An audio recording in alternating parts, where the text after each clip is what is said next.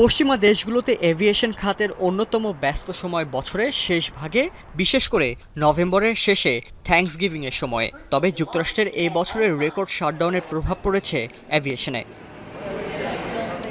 আশা করা হয়েছিল এ বছর এই সময়ে ৬০ লাখের বেশি মার্কিনী অভ্যন্তরীণ ফ্লাইটে চলাচল করবে, যা ২০২৪ সালের তুলনায় ২% বেশি। তবে সে তুলনায় ফ্লাইট বুকিং খুবই কম। শাটডাউনের শেষ সপ্তাহে ফেডারেল এভিয়েশন কর্তৃপক্ষ যখন ৪০টি প্রধান বিমানবন্দরে ফ্লাইট কমানোর নির্দেশ দেন, তখন এ খাতে সবচেয়ে বড় প্রভাব পড়ে। ৩১ অক্টোবর পর্যন্ত থ্যাঙ্কসগিভিংয়ের ৫ দিনের ছুটির জন্য ফ্লাইট বুকিং ছিল গত বছরের তুলনায় ১.৫৬% বেশি। তবে ২৪ নভেম্বর পর্যন্ত ৫ দিনের ছুটির সময়ে ফ্লাইট বুকিং গত বছরের চেয়ে ৪.৪৮% কমে এসেছে। বিশেষজ্ঞরা বলছেন, অনেকেই অচলাবস্থার কারণে ভ্রমণের পরিকল্পনা বাতিল করে, আবার ফ্লাইট বুকিং করেও বাতিল করেন অনেকে।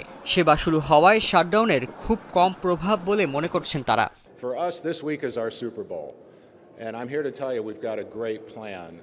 We're past the lapse. Controllers are back at work. They're excited to be back on the job. They're excited to be compensated to be back on the job. So we're all thrilled that we're happy to tell you we've got a great plan.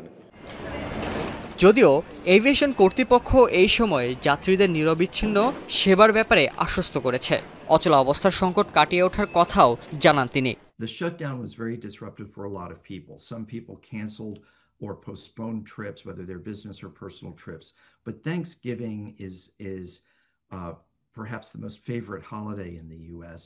And people are going to travel to be with their friends and family, to have the vacation they want if they're taking vacation at Thanksgiving.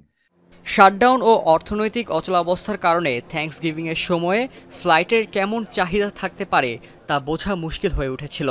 যদিও কিছু কিছু airlines প্রায় ২ লাখ অভ্যন্তরীণ flight যোগ করেছে, কারণ শাটডাউনের পরে গ্রাহকরা আবারও ফ্লাইট বুক করতে শুরু করেছেন।